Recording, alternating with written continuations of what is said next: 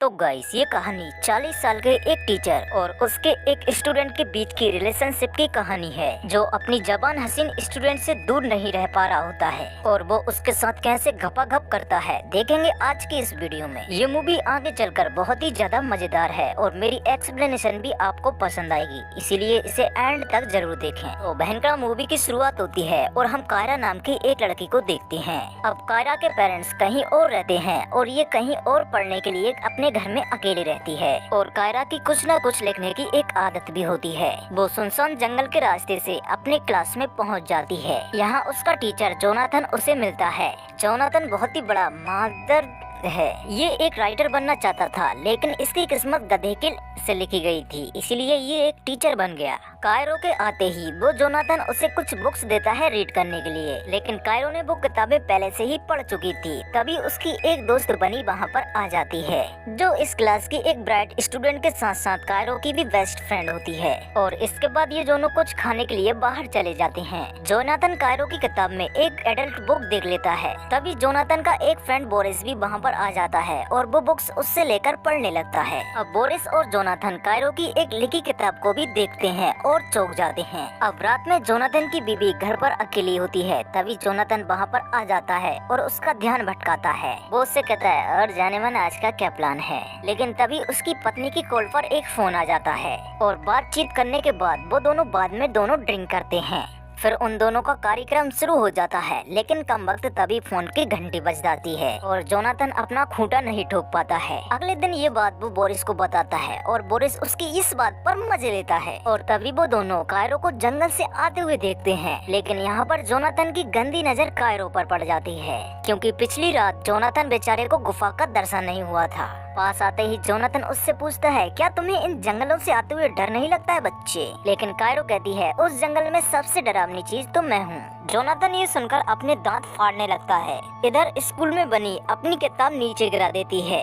इसके बाद बनी बोरिस के पास आती है और उससे मजे लेने लगती है। अब बोरिस की गंदी नजर भी बनी के संतरों पर पड़ गई थी। फिर बोरिस बनी से कहता है कि तुम्हें क्या चाहिए, लेकिन बनी बिना वजह बोरिस को परेशान कर रही थी। तभी कायरो की नजर भी बनी के पास जाती है और उससे कहती है कि तुम्हें ऐसा नहीं करना चाहिए। इसके बाद वह दोनों कायरो के घर पर जाते हैं। अब कायरो यहाँ अपने कॉलेज के एक एडमिशन के क्वेश्चन से बहुत परेशान होती है, इसलिए वो उस क्वेश्चन के बारे में दोनों बहुत ज्यादा डिस्कस करते हैं। बनी उससे कहती है कि तुम्हें टीचर से अफेयर कर लेना चाहिए और उसी के बारे में लिख देना चाहिए। इसके बाद कायरो उससे कहती है कि जोनाथन मुझसे 20 साल बड़ा है, लेकिन तभी बनी कहती है ये सब अब नॉर्मल है और जोनाथन एक इंटेलिजेंट आदमी है, वो तुम्हें क्लास में घूरता रहता है, मैंने देखा है। कायरो ये सब सुनकर शर्माने लगती है, शर्म आ गई। इसके बाद कायरो का इंटरेस्ट जोनाथन पर बनने लगता है और वो क्लास में उसे घूर घूर कर देखने लगती है। जोनाथन कायरो के पास आता है और उससे कहता है, सीधे सीधे पूछते हैं, देगी क्या? इसके बाद जोनाथन बोरिस से कहता है कि तेरी मम्मी बुला रही है। इसके बाद वो डांस करता हुआ अपने घर पर निकल जाता है। इसके बाद जोनाथन भी डांस करने लगा, लेकिन तभी वहाँ पर कायरो आ जाती है। इसके बाद वो दोनों बैठकर बातें करने लगते हैं। जोनाथन चाहता था कि कायरो उसके बारे में एक कहानी लिखे। अगर कायरो ऐसा करती है तो जोनाथन उसको एग्जाम में फुल नंबर देगा। जोनाथन ने भी एक किताब लिखी थी और वो कायरो ने भी पढ़ी थी, इसलिए वो कुछ लाइन जोनाथन को भी बताती है। इसके बाद जोनाथन उसे अगले हफ्ते कहीं पर बुलाता है, जहाँ वो इसके असाइनमेंट के बारे में डिस्कस करेगा। अब रात में बोरिस, जोनाथन और उसकी पत्नी डिनर के लिए कहीं गए हुए थे।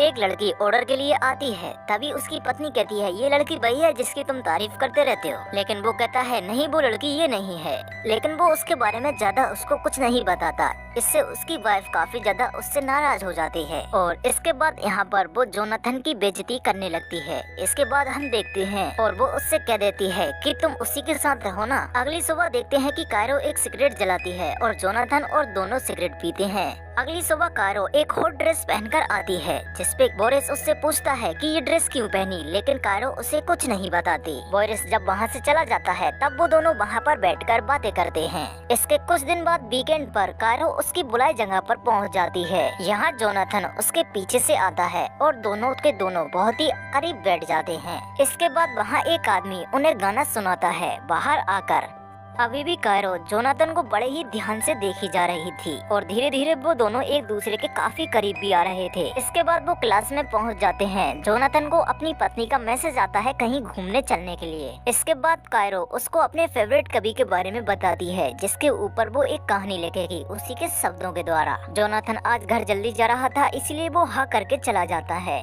उसके जाने के बाद बनी आती है और कायरो के साथ मस्ती करने लगती है। तभी यहाँ पर बोरिस आ जाता है। बनी उसका फोन उठाकर अपने खरबूजे में डाल लेती है। इसके बाद हम देखते हैं कि घर पर जोनाथन और उसकी पत्नी का कहीं घूमने जाने का प्लान कैंसिल हो जाता है, क्योंकि उसकी वाइफ अपने काम में बिजी हो जाती है। तभी जोनाथन को एक कॉल आता है। दरअसल ये कॉल कायरो की तरफ से होता है, क्योंकि गलती से जोनाथन कायरो का फोन अपने साथ ही लेकर आ गया था। इसके बाद जोनाथन उसका फोन देने के लिए उसके घर पे ही कार से चला जाता है, लेकिन जाते ही वहाँ पर बारिश होने लगती है। तभी कायरो ड्रेस बदलकर बाहर निकलती है और ये दोनों काफी करीब आ जाते हैं और किस करते हैं। जोनाथन घर पर आ जाता है। तभी जोनाथन को कायरो की तरफ से एक मैसेज मिलता है। तब कायरो की पत्नी कहती है कि तुम्हारे यहाँ होने से मैं कुछ काम नहीं कर पा रही हूँ, इसलिए वहाँ से जोनाथन एक छोटे से केबिन में चला जाता है।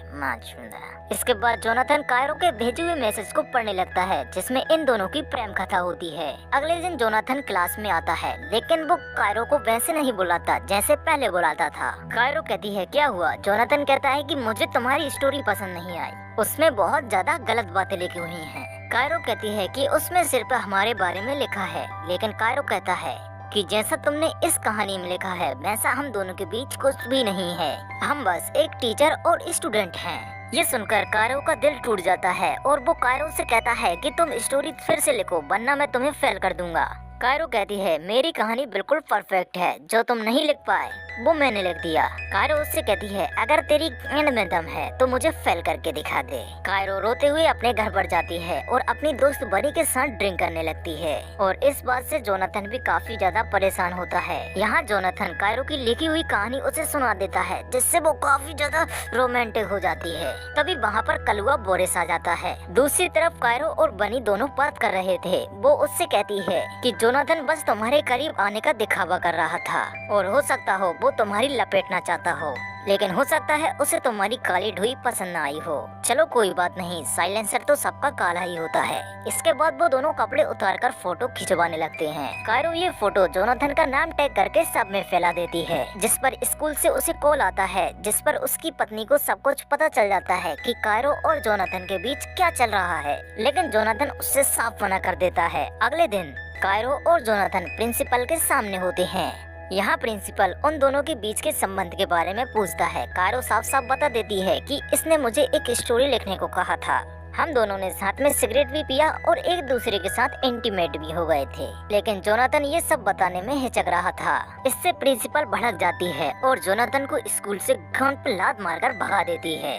स्कूल से बाहर बोरिस उसे बताता है कि लेवनी तुझे लिमिट में रहना चाहिए था। इसके बाद जोनाथन घर पर जाता है और अपनी पत्नी से कहता है कांग्रेचुलेशंस, मुझे नौकरी से निकाल दिया गया है बड़वी। इससे उसकी पत्नी भी भड़क जाती है। वो उससे फिर से पूछती है क्या तुमने कायरो के साथ घपन किया है, लेकिन जोनाथन उसे फिर से साफ साफ मना कर देता है। तब उसकी पत्नी फिर से गुस्सा होकर कहती है तुम बताओ मत बताओ, मुझे सब पता है, मुझे सब पता है तुम्हारे कहाँ कहाँ चक्कर चल रहे हैं। इसके बाद वो दोनों एक दूसरे की कमियां गिनवाने लगते हैं। कहती है तेरा छोटा, तेरी भी तो छोटी है। इसके दूसरी तरफ बनी कायरो से मिलती है। बनी उससे कहती है कि तूने जोनाथन की जांच तो सब किया है ना, वो सब गलत है। लेकिन कायरो कहती है मुझे इससे झमट भी फर्क नहीं पड़ता। अब इस लड़की ने छोटी सी वजह से उसकी नौकरी भी छुड़वा दी और उसकी पत्नी भी छुड़वा दी, इसीलिए कहते हैं पढ़ाई औरत को मत छिड़ो, मैं छुड़ूंगी ना। और इसी सीन के साथ ये मूवी खत्म हो जाती है।